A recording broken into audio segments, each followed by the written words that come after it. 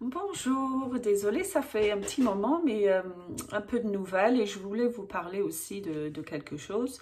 Donc, je suis à mon 18e jour de traitement. Donc, je vous rappelle, euh, le neurologue qui fait partie de l'équipe Centre de vertige à l'hôpital européen de Marseille voulait essayer c'est un autre antidépresseur. J'en ai déjà pris un pendant 18 mois, mais celui-là, il m'a dit, va jouer sur un peu le côté, pas migraineux pour moi, mais j'ai ces auras visuelles.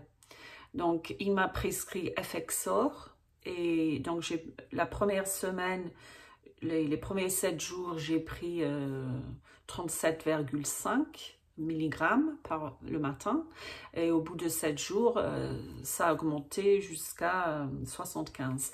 Donc là, ça fait, comme je dis, ça fait 18 jours. Donc, ça se passe bien. J'avais quelques nausées la première semaine. Et j'avoue que j'ai un peu la bouche un peu drôle de goût et très sèche. Mais franchement, une clarté mentale, plus de brouillard cérébral. Vraiment, j'ai l'impression que j'ai une meilleure stabilité émotionnelle et surtout, beaucoup moins de symptômes. Donc ça, c'est vraiment que de bonnes nouvelles pour moi. Bon, après, c'est toujours le cas. J'aurais pas dû en fait, mais au même temps, donc au début de mon traitement, je me suis dit voilà, je reprends un petit peu les graines là de ma vie. Ça se passe toujours mal quand je suis pas dans cette attitude-là. Mais voilà, au début du traitement, allez, je commence le traitement et j'ai commencé, je vous avais parlé des exercices correctifs la dernière fois. Donc j'ai commencé une pratique assidue de mon exercice correctif préféré, c'est la visualisation. Donc, est-ce que ça joue aussi? Peut-être. Bon, après, je dis pas, hein, c'est peut-être que le médicament. Mais, voilà, moi, je suis convaincue des bienfaits de ces exercices correctifs, que ça soit dans l'imagination ou dans la vie réelle. Donc, je voulais vous parler donc de cette pratique de visualisation. Parce que pour moi, c'est l'exercice correctif le plus important.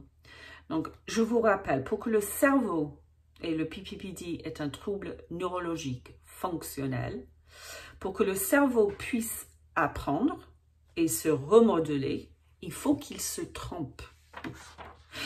Donc, je vais déjà expliquer, il va prévoir que dans un certain contexte, on va avoir des symptômes.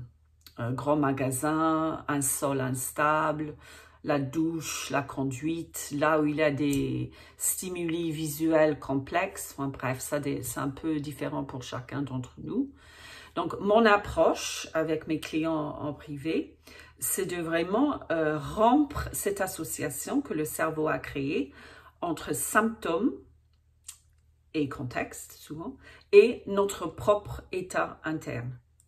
Donc, puisque c'est difficile de le faire, mais j'y arrive selon le jour et voilà. Puisque c'est difficile de le faire en vrai, dans la vie réelle, là je vais le faire tous les jours.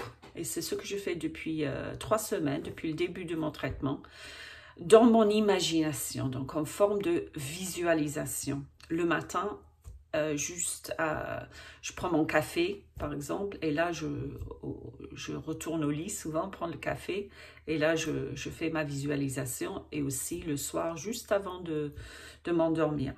Donc au début, ce que j'ai fait il y a 3 semaines là, j'ai pris ma liste de tout ce que je voulais dire par l'état interne. Donc je parle de rompre cette association symptômes, mon propre état interne. Donc, ça veut dire quoi, mon état interne? Donc, j'ai pris ma liste que j'utilise avec mes clients en privé. Donc, ça veut dire tout ce qui se passe dans mon corps, la respiration, les battements cardiaques, au niveau du système nerveux autonome, est-ce que je suis sur l'alerte ou plutôt calme? Le niveau de la tension musculaire, la façon dont je me déplace dans l'espace.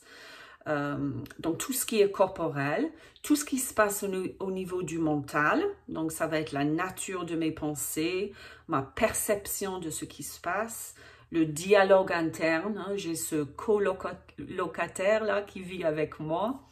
Et là aussi, là où je dirige mon attention, donc en anglais, mon focus.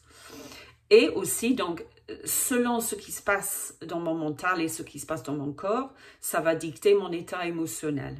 Donc, les messages qui montent du corps et les messages qui descendent du cerveau, donc les images mentales, ces deux vont dicter mon état émotionnel.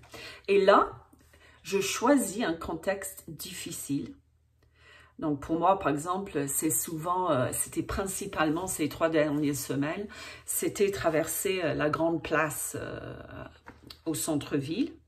Et je me fais un film.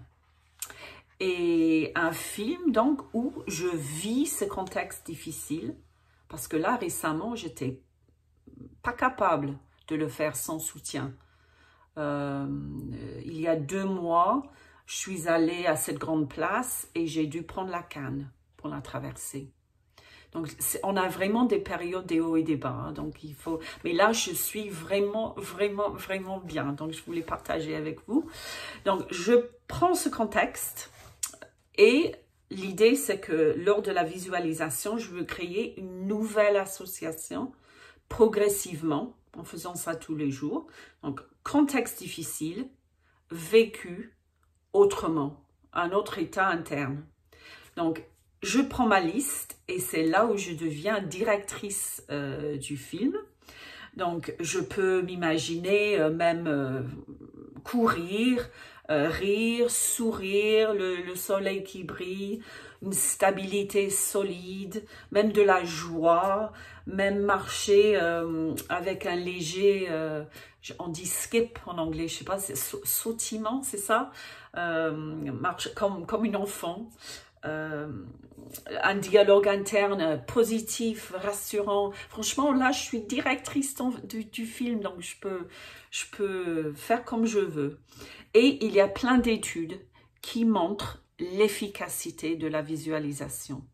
Que le cerveau s'en fout si c'est réel ou pas, ça l'aide à apprendre une nouvelle association et à se modifier petit à petit. C'est ça la plasticité cérébrale. Et j'adore les visualisations. Allez, courage à tous!